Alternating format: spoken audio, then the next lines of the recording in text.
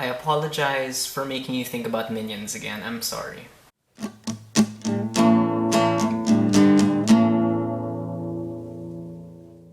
Despicable Me is directed by Pierre Coffin and Chris Renaud, co-written by Cinco Paul and Ken Daurio, and features the voices of Steve Carell, Jason Segel, Russell Brand, and Miranda Cosgrove. And Despicable Me takes place in this world where supervillains are like a commonplace thing. There are no superheroes, but there are a lot of these guys running around, and Gru, voiced by Steve Carell, is one such villain who's kind of down on his luck because all of his heists never really amount to anything. He's not really respected in the villain community, so he really just kind of wants to prove himself, and he hatches this plan to steal the moon. And in order to steal the moon, he has to obtain this shrink ray, and to get this shrink ray, he adopts these 3 orphan girls. But while executing his plan, he begins to feel that maybe he's beginning to care for these little girls. And I remember when Despicable Me came out in like 2010, it really kind of came out of nowhere for me because it wasn't a Disney, Pixar, DreamWorks movie, so I really didn't know what to expect. I remember liking it before, but when I rewatched it now, I discovered that I still really like this movie. While I do think that the first half is a bit tough to get through,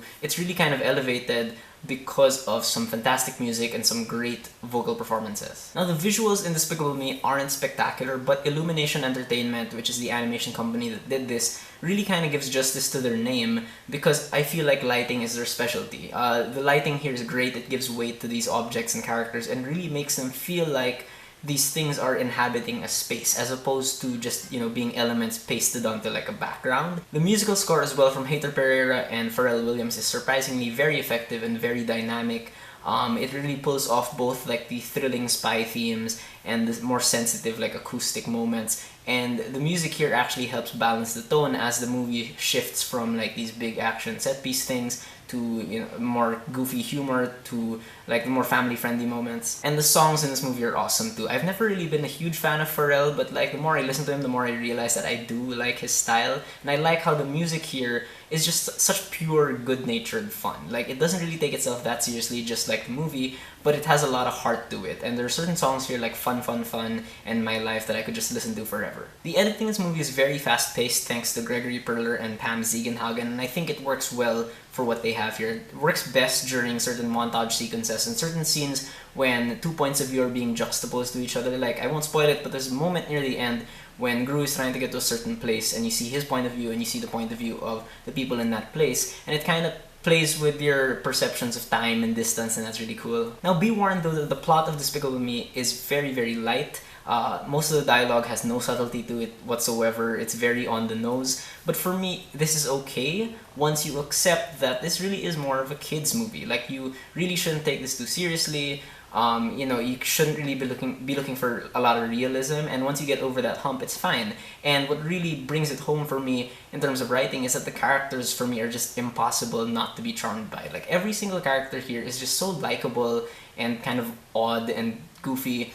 Even the antagonists, you can't really dislike them. And dare I say, even the minions, who I find annoying generally, are not that annoying in this movie because they're used sparingly. They get the job done, so like there's that. Jason Segel plays this other villain called Vector. Russell Brand plays like Gru's mad scientist friend, Dr. Nefario, and Julie Andrews plays Gru's mother, and they're all kind of unrecognizable when you don't really pay attention to their voices, and it's clear that they're really having a lot of fun with this, so that's good.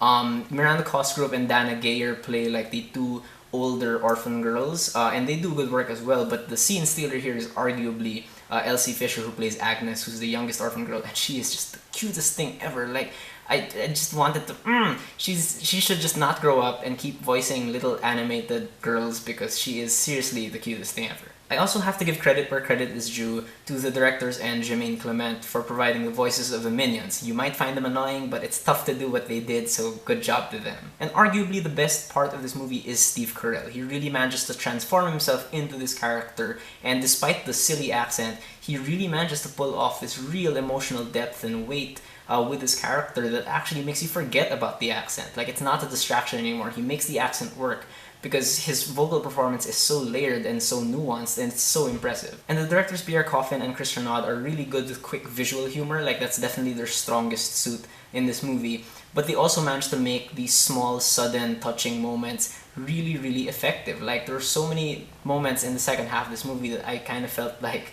wanting to cry, or at least I felt, uplifted in some way, and it really showed me that these guys have their heart in the right place. But I do have issues with the movie.